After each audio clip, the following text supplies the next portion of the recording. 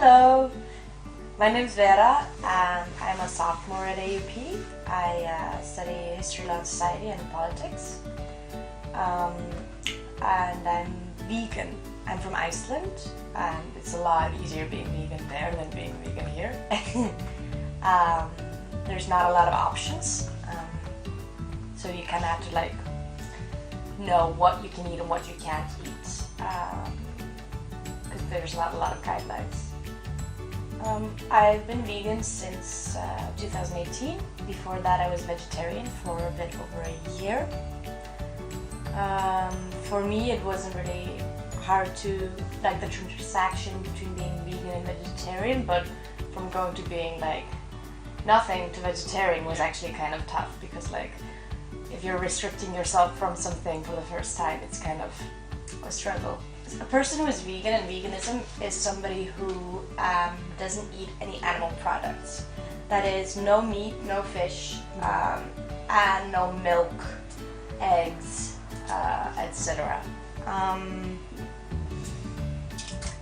And you can, usually in Northern Europe there are stores and they always have some veggie options. There's always something. But if you walk into Franprix here, and there's that sandwich section, sometimes you won't find anything that is vegan. Maybe you'll find one veggie option, but it's still got cheese, and vegans don't eat cheese.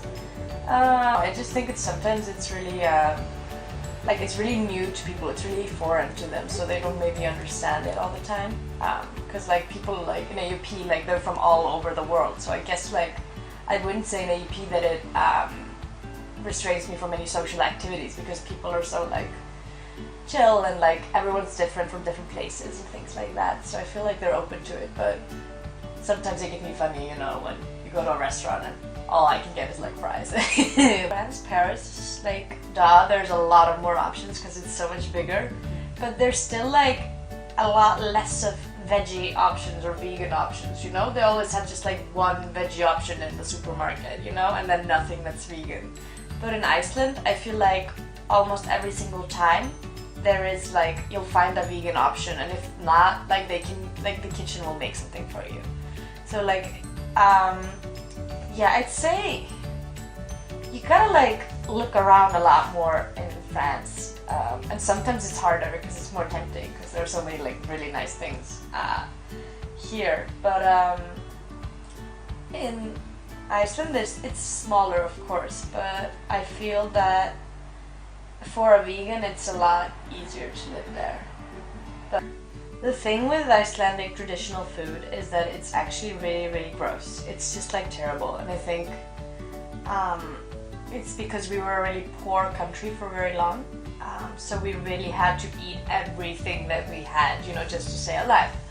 So there are things sheep testicles, the head of a cow, and I don't know, my great-grandmother used to eat the eye, of the cow, and same with the fish, they would eat everything, and my grandma loved fish eyes and cow eyes and stuff, because they just were that hungry.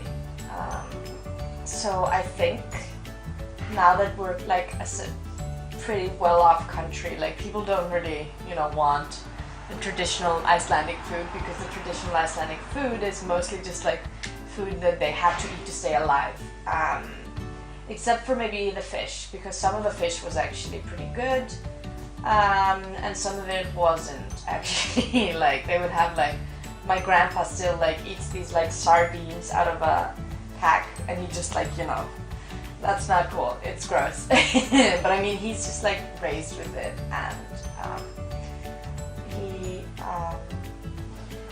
yeah, but I don't think if he were born at the same time as I was that he would do that. It's just out of habit, I guess. But I don't think people eat too much of that anymore, but I know older people eat a lot of fish still.